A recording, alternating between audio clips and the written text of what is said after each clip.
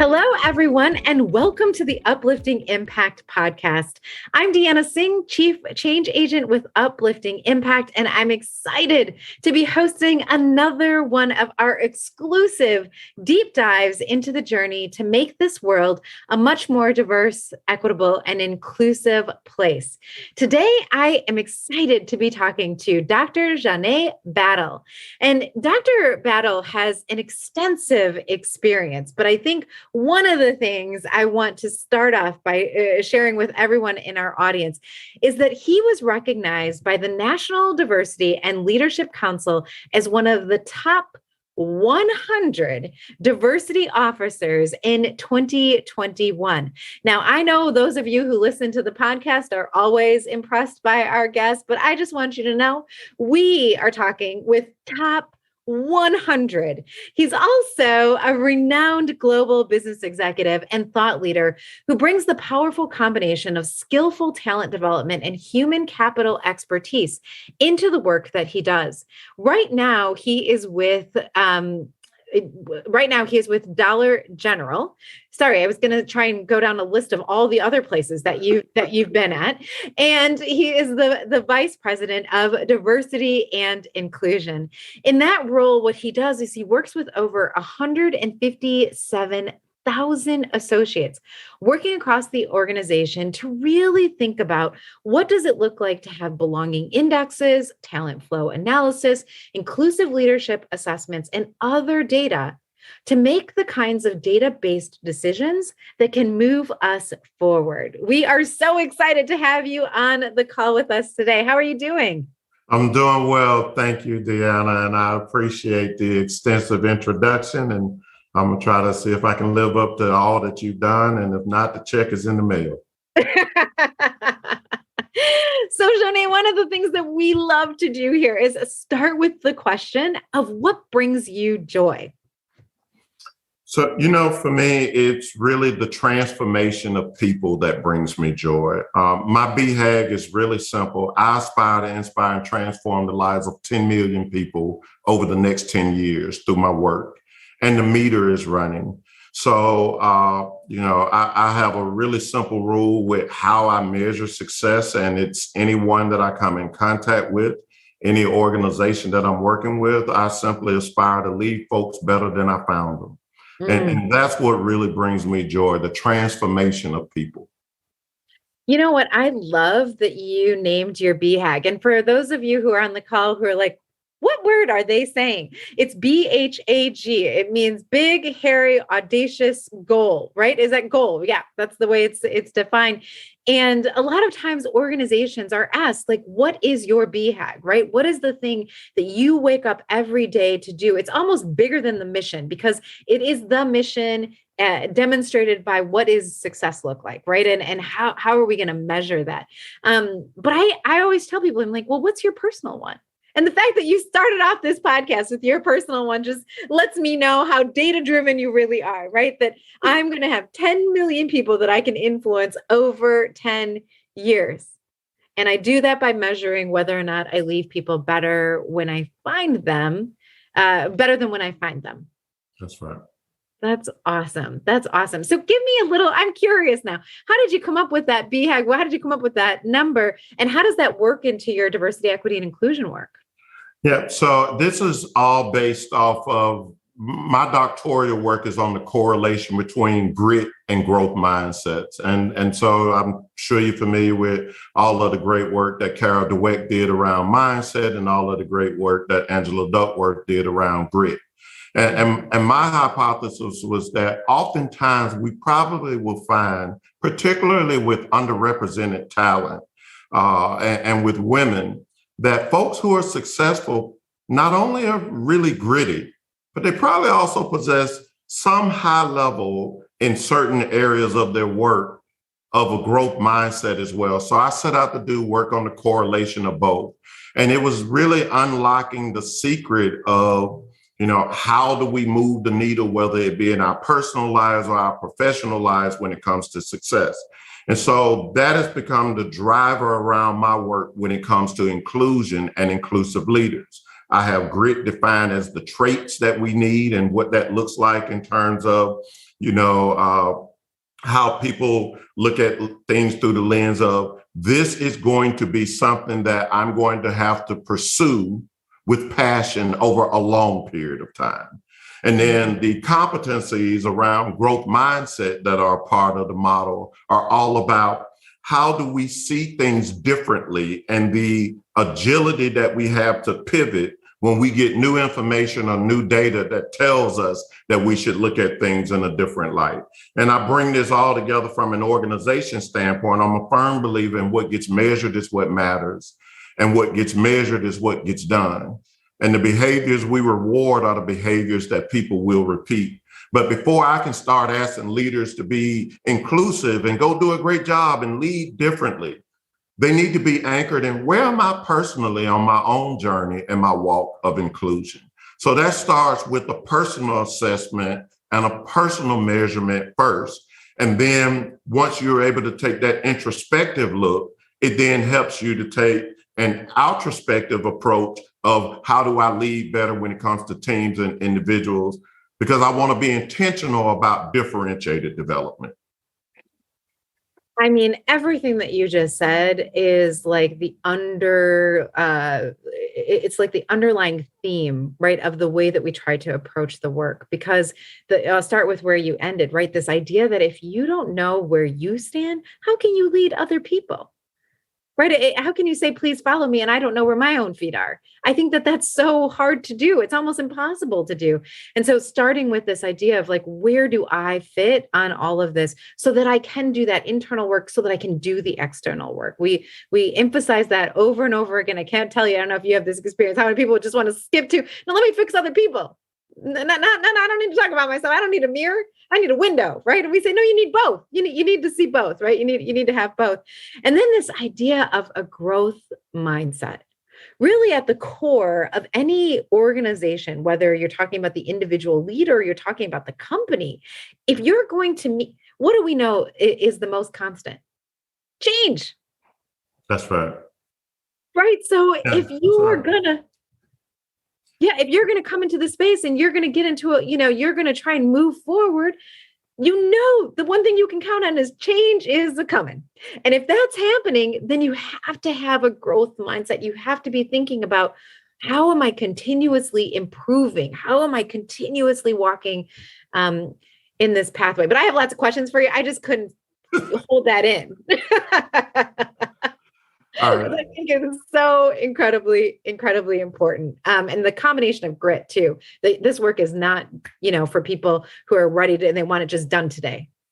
You got to be. I mean, we always want to fast forward to the solution, like you said. And for me, I'm always nervous about the doctor that's ready to write me a prescription before they found out what's the root cause of why I'm there to see them.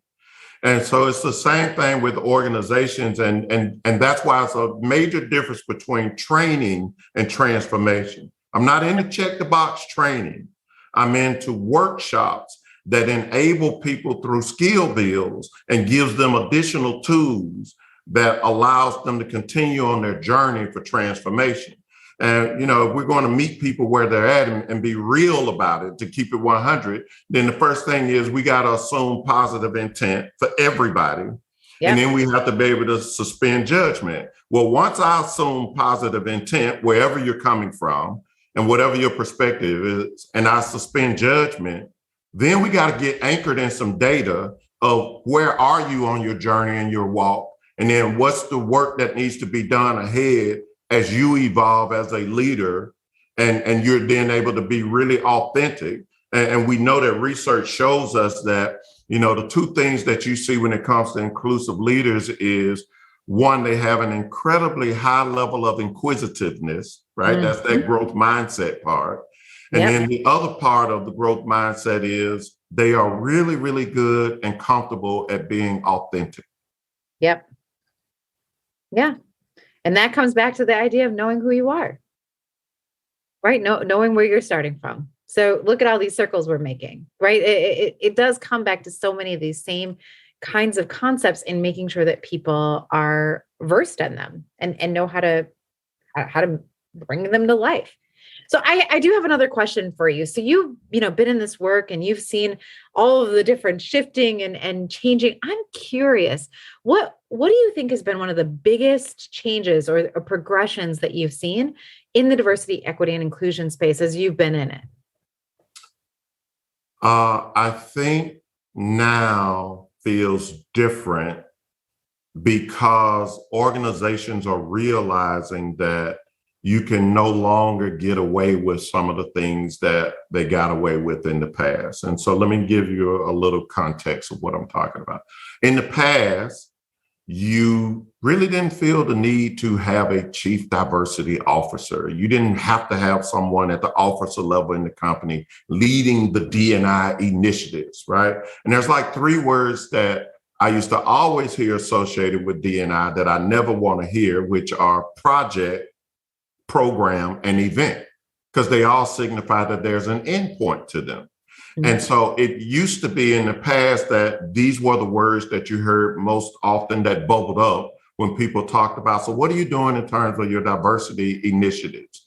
And now it's evolved to people understand this needs to be woven into the fabric of our DNA. And so the greatest pivot in it has been now people see this as a critical component to their leadership development. Whereas before they saw leadership development around what are the critical business initiatives that I need to make sure that leaders are well versed in and know how to lead. And then they saw people as being optional, particularly diversity and inclusion as being optional. Today, it's now interwoven into leadership development, and they're going just in the rhythm of leadership development. I need to make sure that folks get constantly fed, built, have opportunities to grow and develop in this space, and organizations are hitting the pause button and being intentional about how they set leaders up for success with this.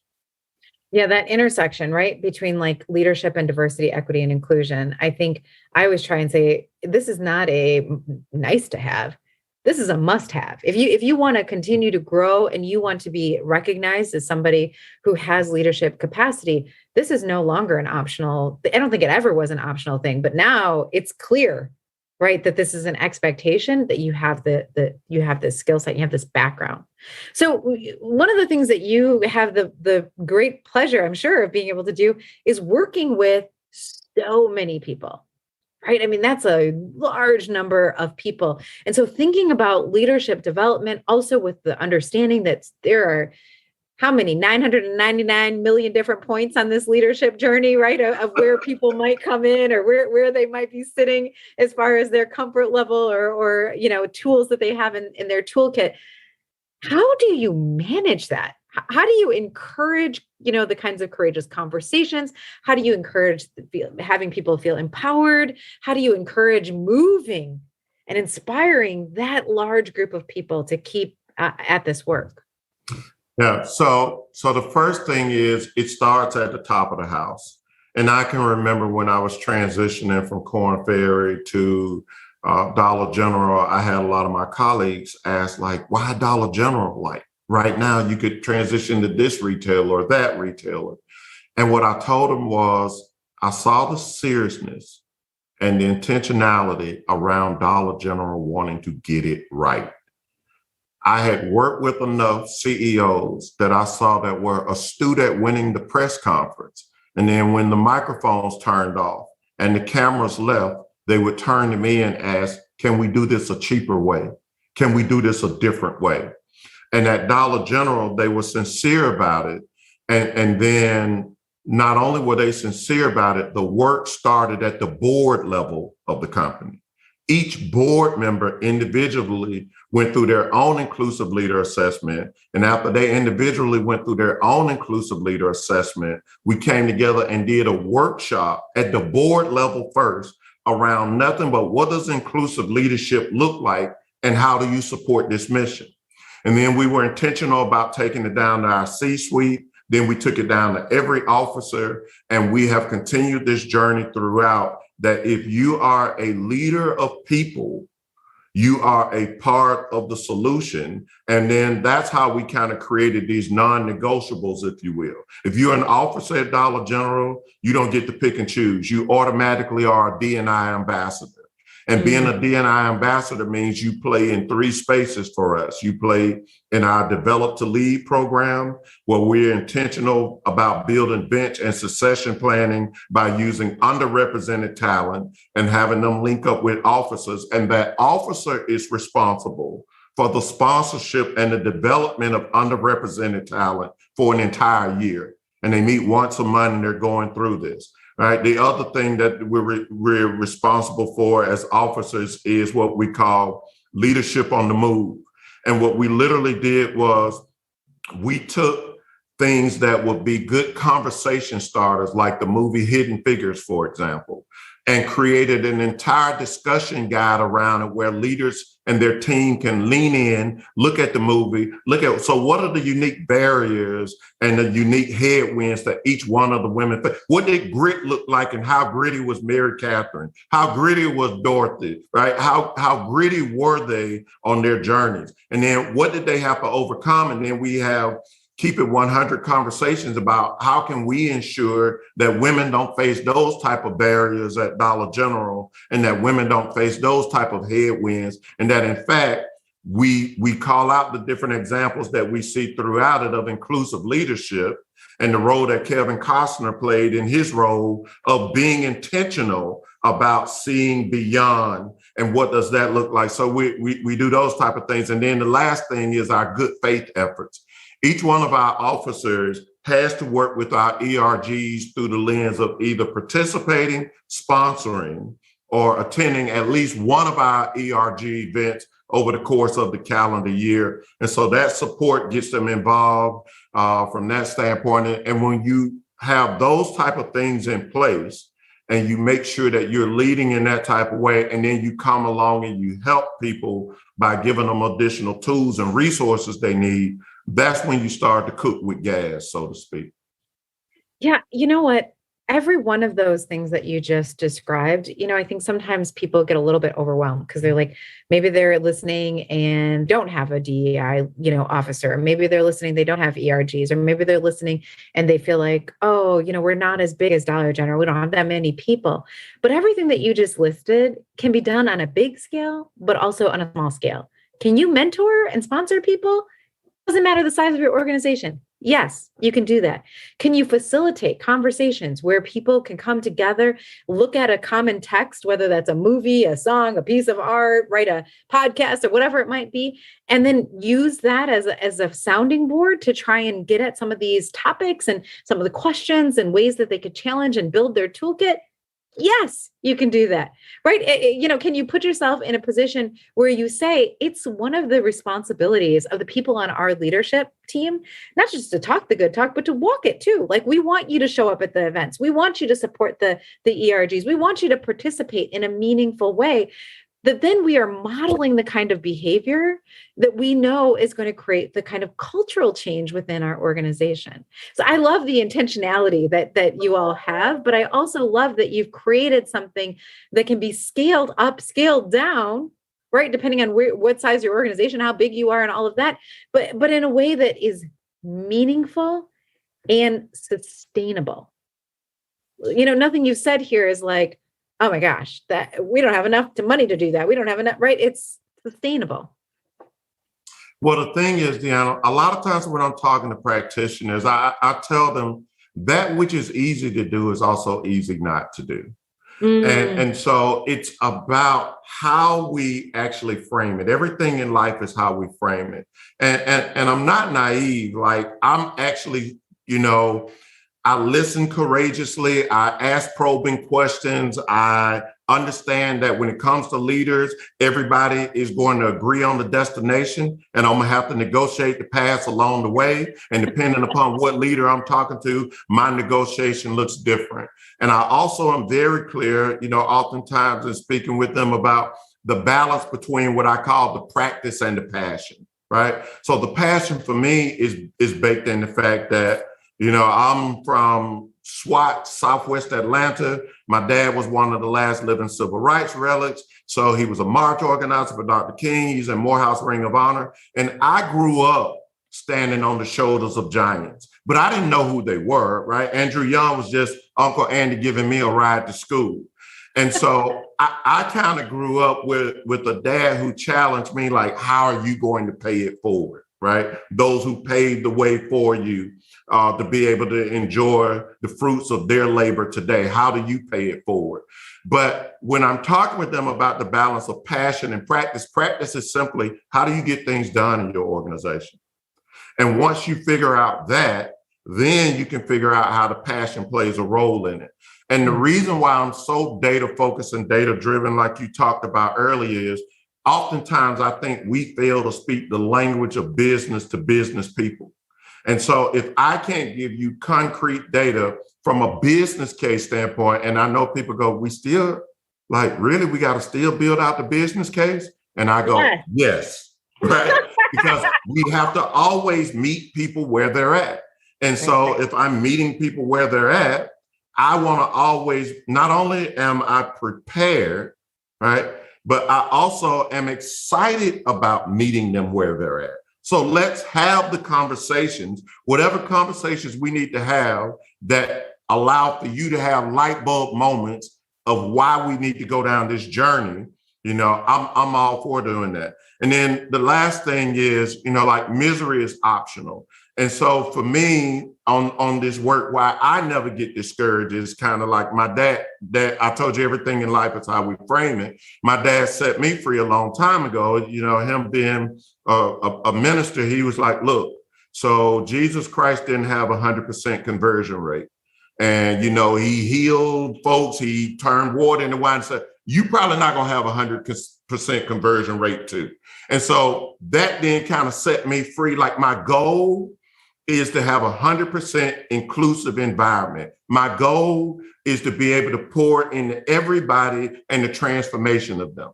And I understand that it's optional whether they participate or not. And I'm not going to win everybody, but I'm trying. Yeah. Oh my gosh. So many nuggets of wisdom. I don't know how many you can take off of your $10 million, people, but I'm gonna have to give you the numbers of the people who download this, because you could just go ahead and add those numbers right away to your bag, your big, hairy, audacious goal. Because you did it, right? Like, the way that you phrase this and the way that you've just given us so many nuggets, I'm so incredibly appreciative of that. But we have to end here. So I know that there's other people who are like, wait, but I have another question, or wait, can you explain this to me again? Just maybe, give me some more details. So can you just share with our audience, what's the best way for them to stay connected with you? Yeah, so right now, I would say LinkedIn is the platform, the leverage for me. I'm pretty responsive to requests, et cetera, et cetera. And, stay tuned. Coming soon, I'm building out my own thought leadership platform that'll launch at the beginning of next year. But for right now, LinkedIn is the way to go. Fantastic. And as soon as you have that information, let us know so we can share it with our audience also, but we'll make sure we put in all of your information into the show notes. Thank you so much for being here with us today. Well, thank you for having me, and thank you for the platform. Absolutely. So all of our listeners out there, we're so glad that you joined us again for another week's episode of Uplifting Impact in our podcast. We know that in order to do this work, we need more people, right? Our big, hairy, audacious goal, we haven't named it as clearly as Johné has done it, but we have one too. And ours is just to get as many people as we can get into this work, inspired by this work, to put as many tools as we possibly can out into the world, because we know that in order to make these spaces that we occupy as inclusive as possible, we can't do it alone. We need you. We need you to come to the table, and we need you to open up your mind and your network into learning more about this. So if you're in that place and you're like, what can I do? I can tell you one thing you can do right away. Share our podcast. We would love for you to share our podcast with people in your network who are also interested in this idea of inclusion. We also welcome you to go to our website, upliftingimpact.com, and share your ideas, maybe guest ideas or questions that you have that are that are on your mind that you're looking for answers for, and also to connect with us, either myself or Justin or both of us. That's the best way to do it on LinkedIn. But until next week, keep on uplifting the impact.